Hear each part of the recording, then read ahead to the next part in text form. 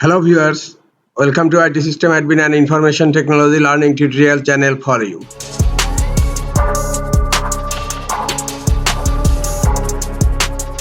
Today in this tutorial I am going to show you how to change country on x.com or Twitter. Sometimes it becomes very important for you, so don't forget to watch full video.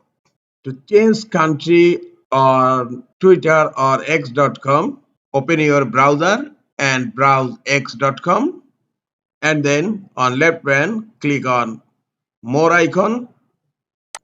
Now scroll down and you will find the last option, settings and privacy. Click on settings and privacy, and under settings the first option is user account. Click on user account and go to account information. Here you just type your password. I'm typing my password here and click on confirm. You will find here an option country. Click on country and the current country is Bangladesh. Click on the drop down here and select your country